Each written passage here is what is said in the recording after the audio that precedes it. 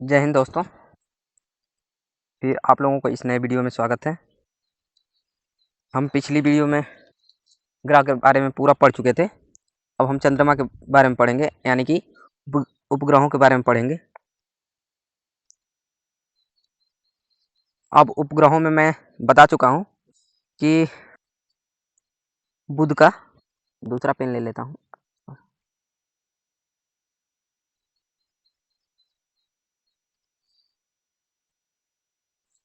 बुध का कोई उपग्रह नहीं है, शुक्र का कोई उपग्रह नहीं है, पृथ्वी का, चंद्रमा मात्र एक उपग्रह, मंगल का 2 फोबोस डीमोस, इसके बाद से बृहस्पति का 80 में एक कम 79, शनि का 82, अरुण का 27 और वरुण का 14। ये इतना ये उपग्रहों की संख्या है। अब इसमें जो है गैनीमीड सबसे बड़ा उपग्रह है। गैनीमीड जो बृहस्पति का है और सौरमंडल का सबसे बड़ा उपग्रह है।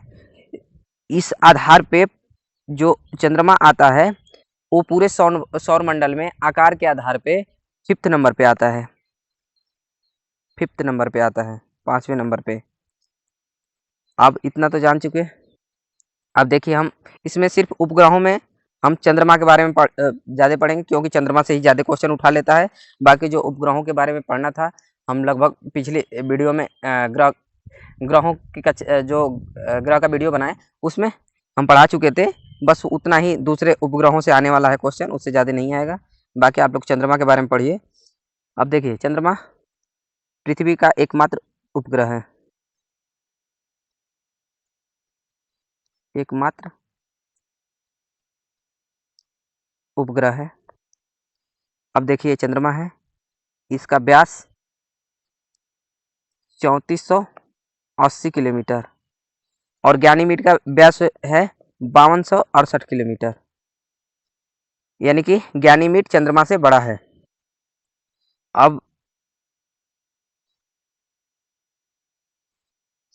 अब इसका ये पृथ्वी का चक्कर लगाता है। मैं दूसरे पेज पे आ जाता हूँ, बस इमेज थोड़ा समझते जाइएगा। ये है पृथ्वी, ये है चंद्रमा। चंद्रमा से पृथ्वी के बीच की दूरी 3,84,400 किलोमीटर औसत मानी जाती है। जब चंद्रमा नज़दीक आ जाता है 3,84,300 किलोमीटर माना जाता है, और जब दूर चला जाता है 3,84,500 किलोमीटर माना जाता है। यानी कि औसत में 400 माना जाता है, और बाकी न्यूनतम हो जाएगा तो 100 घटा दीजिए और अधिकतम हो जाएगा 100 बढ़ा दीजिए। ये इसकी मिनिमम दूरी किलोमीटर में, और ये मैक्सिमम दूरी किलोमीटर में।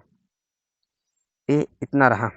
जो चंद्रमा है ये पृथ्वी की परिक्रमा 27 दिन में लगा लेता है, और इतने में ही इसका घूर्णन भी है। अब एक्यूरेट अगर जानना चाहते हैं तो 27 दिन 7 घंटे और 9 मिनट नहीं 43 मिनट।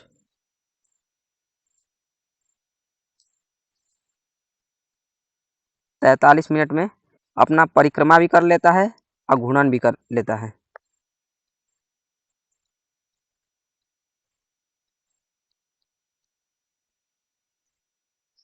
समय। अब देखिए, जो पृथ्वी पे है, दूसरा पेन ले लेता हूँ।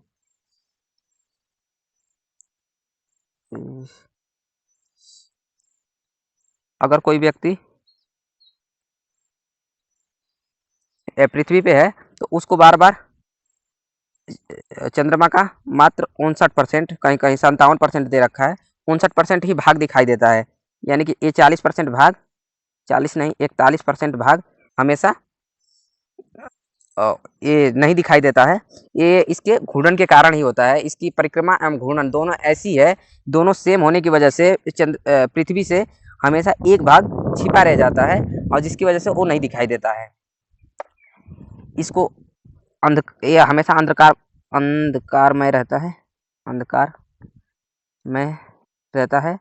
अब इसी अंधकार वाले एरिया में जो बोलते हैं शांति का सागर है।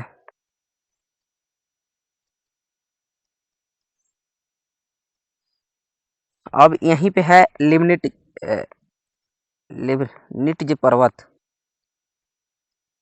जो जिसकी ऊंचाई है 10,668 मीटर, यानी कि एवरेस्ट एवरेस्ट की ऊंचाई 8,850 मीटर है, उससे बड़ा है। अब चंद्रमा को, अब फिर हम दूसरा पेज ले लेते हैं। चंद्रमा एक जीवाश्म उपग्रह है।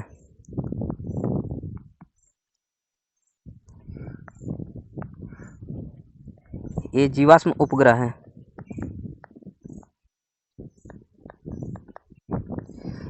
ये कैसे पता चला? तो जो अपोलो 11 अपोलो 11 जो विमान था, जो नासा ने 1969 में 20 जुलाई 1969 को भेजा था, 20 जुलाई 1969 को चंद्रमा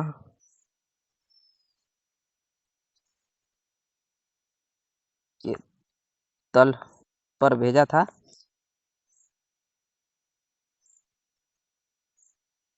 उन्हीं की रिसर्च से पता चला कि इसमें जीवाश्म के कुछ अंश पाए जाते हैं। जीवाश्म का मतलब ये होता है कि जहाँ पे पहले जीवन रहा हो, और जैसे जीवन रहा हो, उसका जो भी अगर कोई कूड़ा कचरा बच जाता है, जैसे मान लीजिए पेड़ पौधे या मनुष्य वगैरह वगैरह या जीव जंतु, इनके जब जो सड़ गल जाते हैं, और फिर उसके जो पार्टिकल रहते हैं, उसका एज का पता लगाया जा सकता है कि हाँ ये कितने वर्ष पुराना है। उसी को जीवाश्म बोला जाता है। तो ये जीवाश्म उपग्रह माना जाता है। अब देखिए अपोलो 11 जो ये नासा का था, नासा का ये। अब यही मिशन, अपोलो 11 मिशन ही ये बताया कि लगभग 460 करोड़ वर्ष चंद्रमा का उम्र बताया।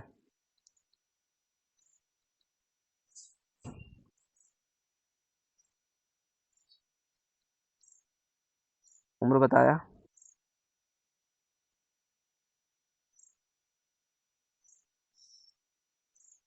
अब इसमें 3 लोग गए थे, इस मिशन में 3 लोग गए थे। एक व्यक्ति का नाम है आर्म नहीं नील आर्म स्ट्रॉन्ग,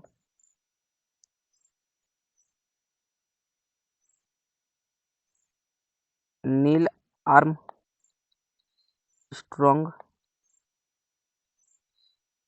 दूसरे थे एडमिन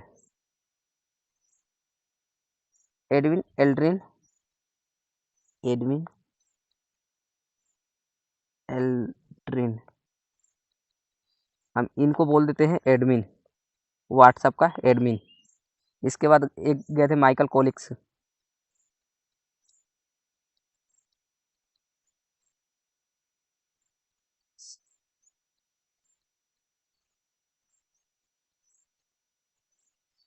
अब देखिए ये जो पहले चंद्रमा पर जो चंद्रमा के तल पे पहले उतरने वाले व्यक्ति थे, वो नील आर्मस्ट्रॉन्ग थे।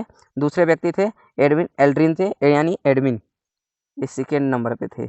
और जो माइकल कॉलिक्स जो गए थे उनके साथ में, ये चंद्रमा के तल पे नहीं उतरे थे, ये नहीं उतरे थे। लेकिन उस जो मिशन था, जो जिस विमान से या जो जिससे गए थे, उसका सिर्फ ये मतलब कि पायलट की तरह कार्य कर रहे थे। वो उस विमान से नहीं उतरे, बाकी ये दोनों लोग उतरे थे। अब इसके बाद अब चंद्रमा के बारे में फिर अब जो चंद्रमा है, इसका गुरुत्वाकर्षण गुरुत्वाकर्षण बार बार पूछ भी लेता है।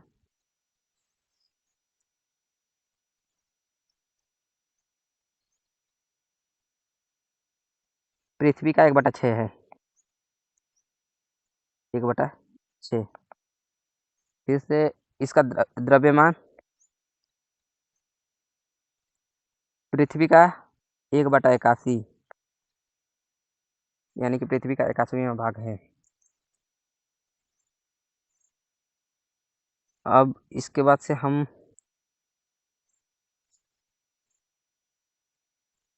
नक्षत्र मास के बारे में समझ लेते हैं। नक्षत्र मास क्या किसको कहते हैं? देखिए, ये रही पृथ्वी,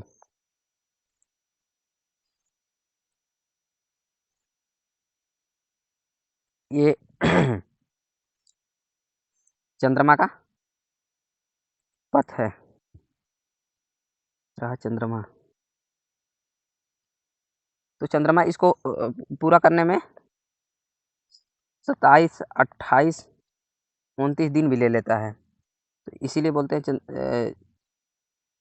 चंद्रमास। चंद्रमास 29 दिन का होता है। चंद्रमास 29 दिन का होता है। इसमें से 14 दिन शुक्ल पक्ष और 14 दिन कृष्ण पक्ष होता है। यानी कृष्ण मतलब कि अंधेरी रात, रात, और मतलब कि ये शुक्ल पक्ष का मतलब कि अजोरिया रात।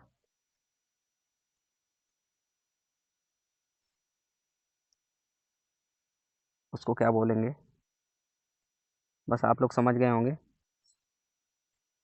तो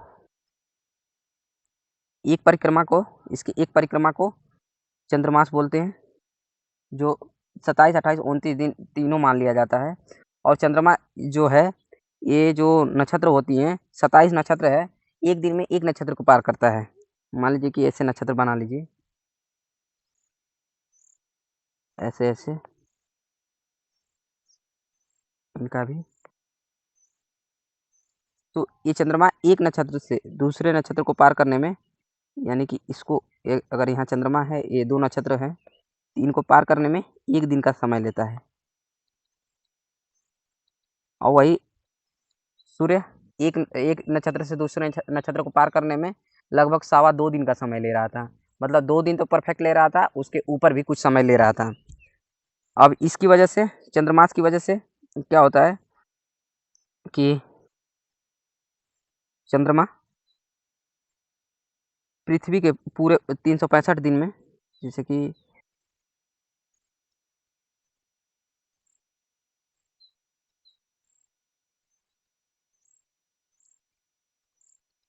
एक वर्ष पृथ्वी का 365 डे होता है, तो इतने वर्ष में एक परिक्रमा करती है पृथ्वी।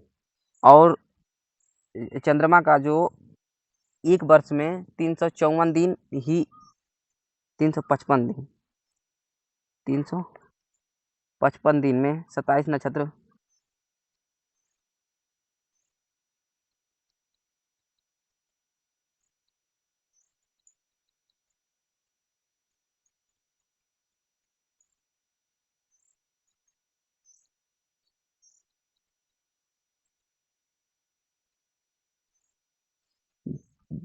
जो चंद्रमा का एक वर्ष में जो दिन होता है, वो 355 दिन का होता है। साधारण भाषा में समझिए कि चंद्रमा का एक वर्ष में जो दिन होता है 355 दिन का होता है, और पृथ्वी का एक वर्ष में 365 दिन का होता है। तो इनमें आ जाता है 10 दिन का अंतर। जो 10 दिन का अंतर आता है, तो ये 10 दिन मिला के 3 वर्ष में जाके एक महीना फिर बनता है किसका, चंद्रमास, यानी कि चंद्रमा का एक महीना बनता है, एक माह। इसी को अपन हिंदू दर्शन में मलमास बोलते हैं। अब मलमास में कोई कार्य नहीं होता है, तो इसी वजह से ये मलमास का कंसेप्ट आया है। बाकी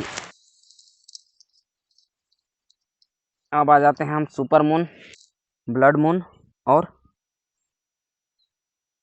ब्लू मून पे।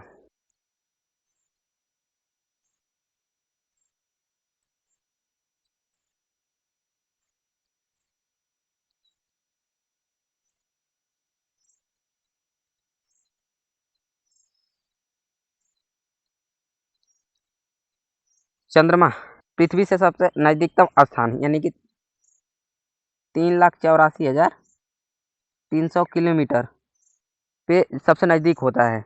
जब नज़दीक होता है तो यहाँ से 14% बड़ा 14% बड़ा व 30% ज़्यादा चमकीला दिखाई पड़ता है। इसी को हम क्या बोलते हैं, सुपरमून बोलते हैं। अब अगर यही है तो फिर एक और बात समझ लीजिए, उपभू और उपभू अपभू का। चलिए हम आगे बता देंगे, अभी आगे ही बता देंगे बस जस्ट। इसके बाद आता है फिर एक होता है ब्लड मून। ये जो होता है ये पूर्णिमा के दिन होता है।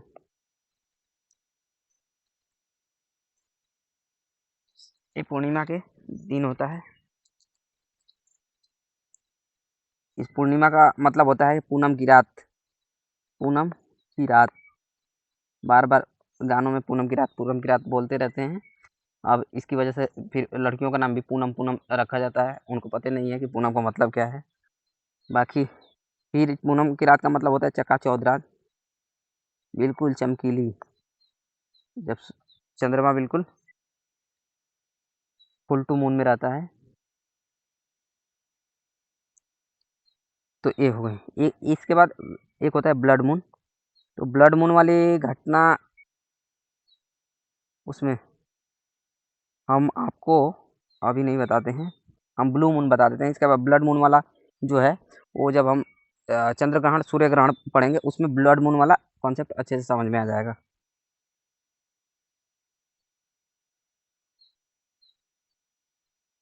इसके बाद ब्लू मून। ब्लू मून का मतलब ये होता है कि जो इसका 29 दिन का एक माह होता है, तो इस महीने में अगर दो दो बार यदि सुपर मून हो जाता है या चंद्र ग्रहण लग जाता है, चंद्र ग्रहण मान लीजिए कि एक माह में अगर 2 बार चंद्र ग्रहण हो जाता है, या जब एक माह में 2 पूर्णिमा हो जाती है, चंद्र ग्रहण नहीं बोलते उसको, पूर्णिमा बोलते हैं, कि जब उसी को सुपर मून या सुपर मून बोलते हैं। तो एक माह में जब 2 पूर्णिमा हो तो दूसरा पूर्णिमा को ब्लू मून कहते हैं। मान लीजिए कि हाँ, ये पृथ्वी है, यहाँ पे क्या हुआ कि एक 14वें दिन हो गया पूर्णिमा, और उस महीने में अब पता चला कि दूसरा दूसरा भी 29 तारीख को हो गया, 29 तारीख को फिर पूर्णिमा हो गया। तो ये जो दूसरा 29 तारीख को जो पूर्णिमा हुआ यही कहलाएगा ब्लू मून।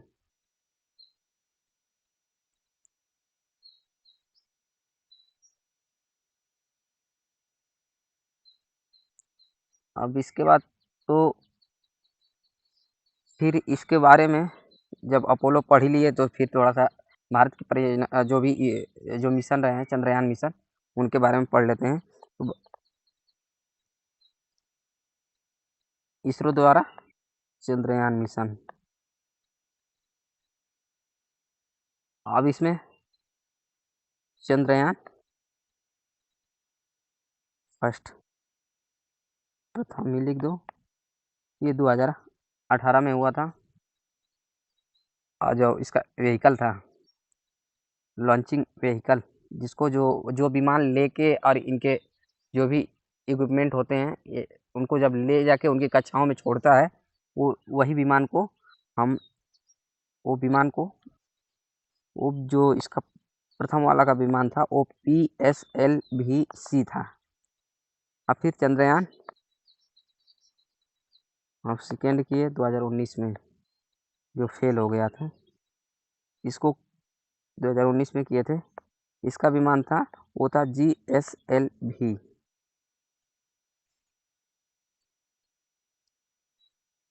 एम के थर्ड, इसका इतना रहा।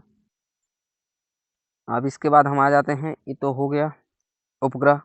अब फिर हम आते हैं बौने ग्रह के बारे में पढ़ लेते हैं।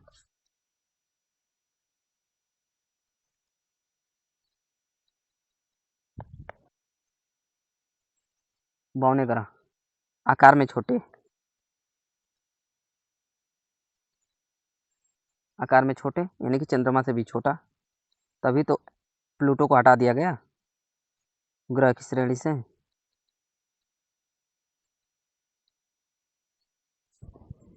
इनका कक्षा जो है, ये जो परिक्रमा करते हैं, इनका वृत्ताकार पथ नहीं होना, नहीं होना। फिर आसपास भीड़ होना, या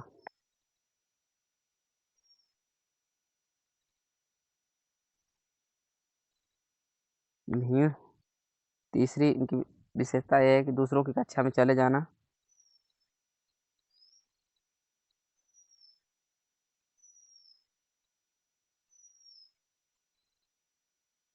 चले जाना।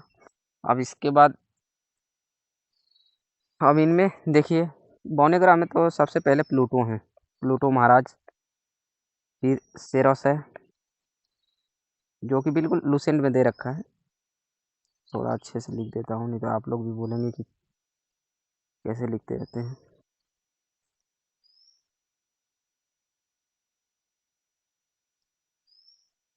प्लूटो, सेरोस, चेरान,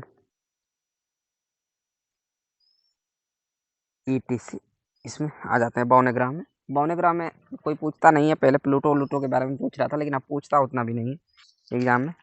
अब इसके बाद आते हैं फिर क्षुद्र ग्रह, और सौर मंडलीय पिंड पढ़ेंगे, उसमें क्षुद्र ग्रह है।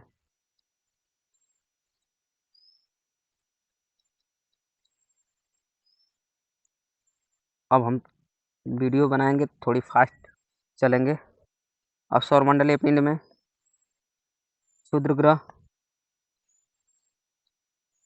धूमकेतु और उल्का।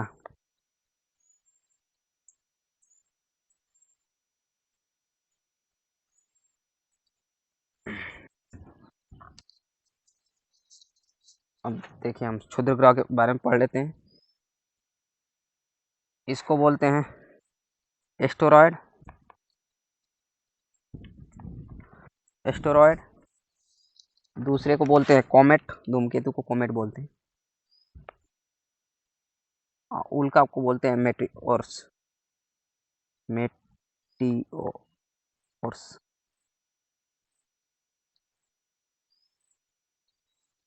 अब क्षुद्र ग्रह,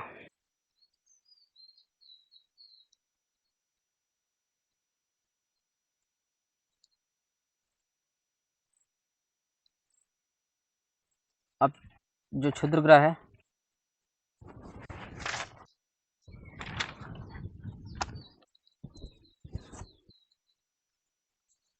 एस्टेरॉयड।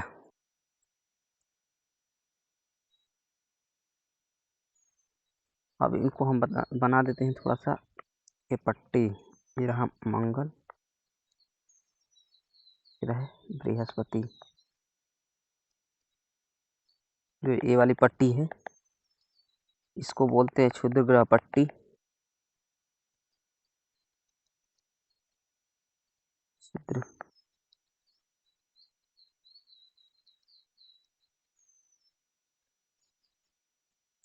क्षुद्र ग्रह पट्टी, ये ऐसा है कि ये क्षुद्र ग्रह पट्टी में रह के, ये यहाँ पे जो सूर्य है आपको सन, इसकी परिक्रमा करते रहते हैं, इसी वजह से इनको क्षुद्र ग्रह कहा गया। क्षुद्र ग्रह। अब क्षुद्र ग्रह लगभग, अब ये छोटे छोटे, मान लीजिए कि इतने छोटे छोटे दिखाई दे रहे हैं, इनका व्यास लगभग लगभग 1,000 किलोमीटर का है व्यास। अब क्या है कि ये कभी कभी इनका जो आकर्षण शक्ति है ना, ये सूर्य से आकर्षित होते रहते हैं।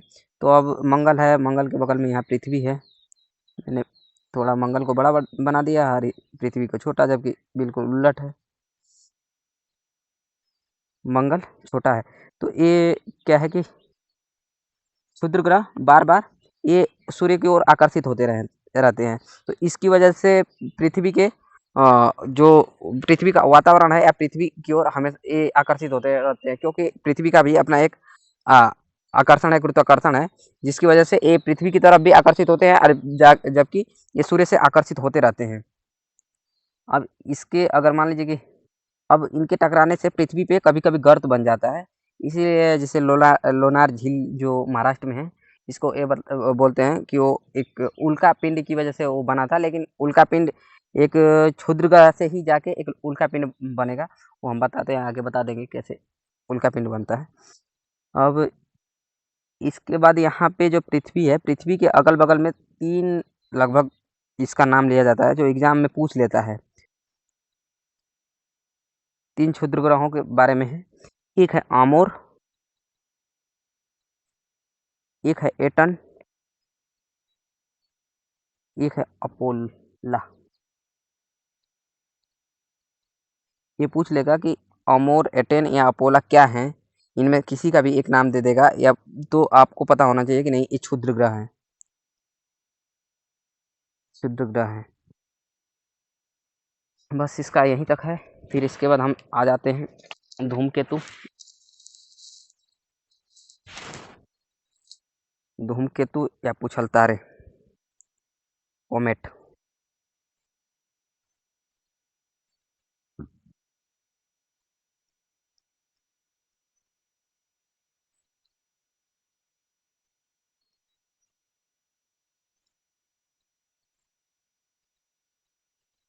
ध से धूमकेतु, ध से धुआं प्लस धूल प्लस गैस, नहीं, हिमानी प्लस गैस से मिलके बने हुए जो भी पिंड बनता है उसको धूमकेतु या पूछल तारे बोलते हैं। इसका ये ऐसे रहता है।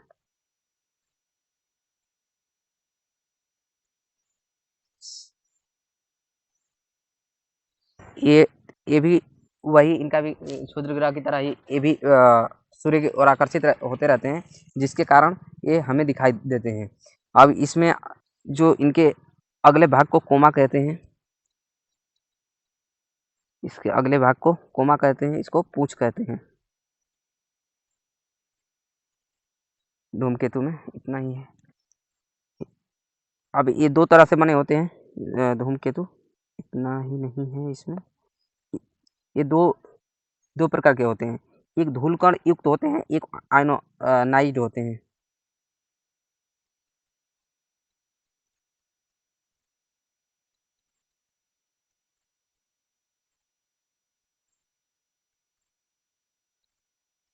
धूलकण युक्त और दूसरा आयोनाइज्ड।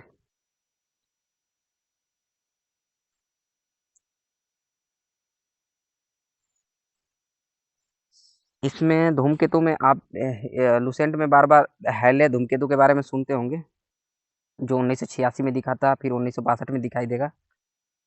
एग्जाम्पल में हैले धूमकेतु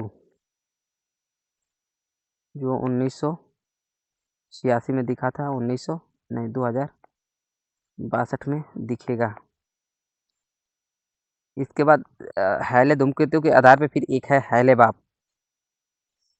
हेल-बाप, हेल-बाप। इसकी खोज की थी एलन हेल एवं थॉमस बाप ने। एलन एलन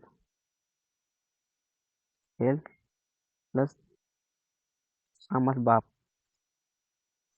इन दोनों के लास्ट वाले टाइटल की वजह से हेल-बाप बना, जो 1995 में खोजा गया था। ये कहाँ खोजा गया? बृहस्पति के पास में।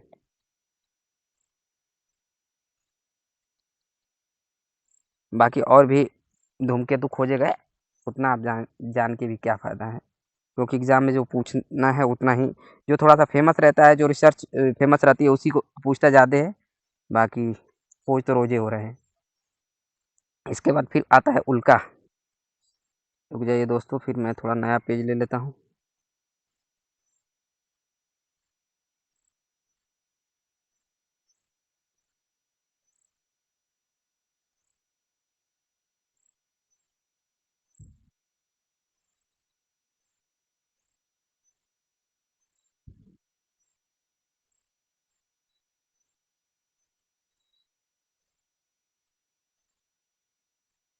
इसके बाद आता है, हम कहाँ धूमकेतु तक पढ़ चुके थे,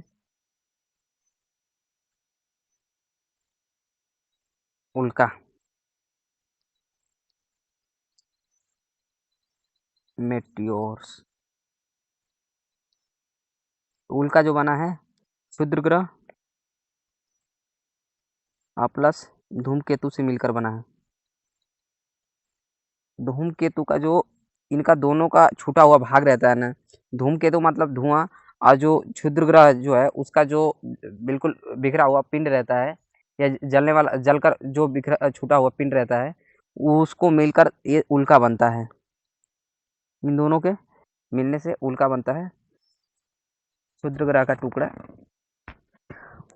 जो पृथ्वी की कक्षा अरे पृथ्वी की कक्षा नहीं, पृथ्वी के आसपास आता है। जब पृथ्वी के वातावरण में अगर कोई उल्का है, और जब ये मान लीजिए कि पृथ्वी का वातावरण है, जैसे इसमें प्रवेश करता है तो ये जलने लगता है। उस जलने का कारण क्या है, पृथ्वी का वातावरण या वायुमंडल जिसके में रगड़ होने की वजह से ये जलने लगता है। और यदि पृथ्वी की सतह पे आके या पृथ्वी की सतह से टकरा जाता है तो फिर ये उल्का पिंड कहलाता है। मैं यही पहले बताने की बोल रहा था। और यदि इधर अपने इसके पृथ्वी के वायुमंडल में ही है, अगर सतह से कुछ ऊंचाई पे है, ये चमक रहा है, तब तक अभी उल्का कहलाएगा।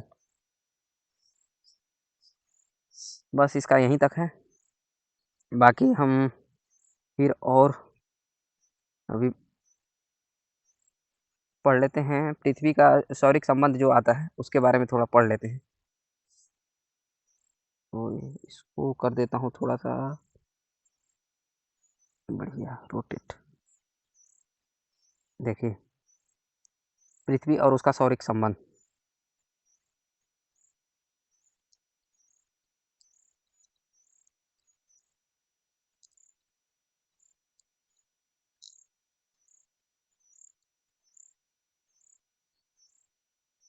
उपसौर अपसौर के बारे में पढ़ लेंगे हम थोड़ा सा। ये रहा सूर्य, हम इसको बनाएंगे रेड से।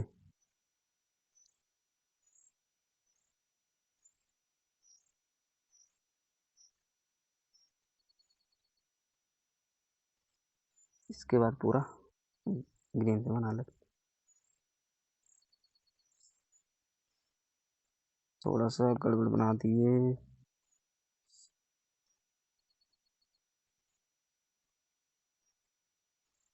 हाँ,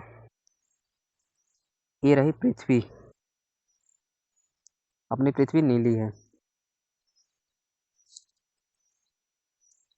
देखिए सूर्य से ये वाली नज़दीकतम होने की वजह से एक लगभग 14 करोड़ 70 लाख के आसपास में आ जाती है। 14 करोड़ 70 लाख किलोमीटर आ जाती है। और ये एक बार ऐसी स्थिति होती है कि जो इसका पथ है वो दीर्घवृत्ताकार होने की वजह से या अंडाकार होने की वजह से, दीर्घवृत्ताकार ही बोलेंगे तो अच्छा लगेगा, क्योंकि अंडाकार का तो कोई वो साइज दूसरा ही है। तो अब इसका जो मैक्सिमम दूरी है, मैक्सिमम दूरी लगभग पहुंच जाती है 15 लाख 21 हजार या नहीं 15 लाख नहीं 15 करोड़ 21 लाख के आसपास में पहुंच जाती है। 15 करोड़ लाख किलोमीटर पहुंच जाती है। 15 करोड़ 21 लाख। तो जो ये स्थिति है, जो नज़दीक की स्थिति है, उसको बोलते हैं उपसौर। उपसौर, इसको इंग्लिश में बोलते हैं पेरेहेलियन। उपसौर को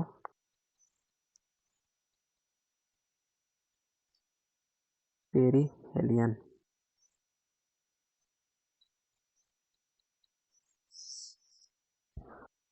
उपसौर प से पेरी, प से पास। ये याद करने का सबसे बढ़िया ट्रिक है। बाकी हम अपसौर उपसौर में हमेशा वो आदमी कंफ्यूज हो जाता है, और कंफ्यूज होगा कब, इधर सब कुछ पढ़ के ठीक जाएगा, एग्जाम में जाकर कंफ्यूज होता है और उसका आंसर अधिकतर गलत ही हो जाते हैं। इसके बाद फिर से जो मैक्सिमम दूरी है उसको बोलते हैं अपसौर। इसको इंग्लिश में बोलते हैं अफेलियन। अफेलियन। अब देखिए, अप से अपसौर याद करने का सबसे बढ़िया अफेलियन। पी से जो है वो पास है, उसको बोलते हैं उपसौर। 14 करोड़ 70 लाख किलोमीटर मैक्सिमम दूरी है अपसौर, इसको अपहेलियन बोलते हैं। अ से अपसौर, अप से अपहेलियन, इसकी दूरी मैक्सिमम है। ये याद करने का सबसे बढ़िया ट्रिक है। अब इसी आधार पे फिर एक आ जाता है उपभू अपभू, उसको भी समझ लेते हैं। अब देखिए इसी में ये है कि जो अब इन दोनों को काल्पनिक रेखा, एक सिर्फ काल्पनिक रेखा है, मिलाने वाली काल्पनिक रेखा को क्या बोलते हैं, तो एपी साइड बोलते हैं, एपी साइड। और जो ये घटना अपसौर वाली होती है, अपसौर वाली होती है वो 4 जुलाई को होती है। अपसौर वाली 4 जुलाई, यानी कि इधर भी संख्या बढ़ी, इधर भी संख्या बढ़ी, इधर संख्या छोटी, इधर भी संख्या छोटी। ये होती है 3 जनवरी को।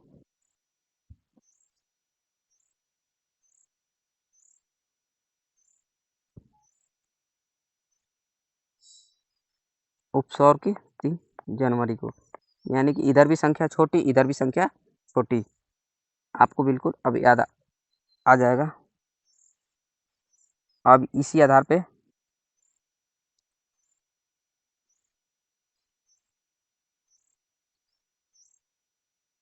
उपभू और उपभू अपभू के बारे में जान लेते हैं। देखिए ये रही पृथ्वी। अब ऐसा है कि ये चंद्रमा बिल्कुल नज़दीक है और सबसे दूर है।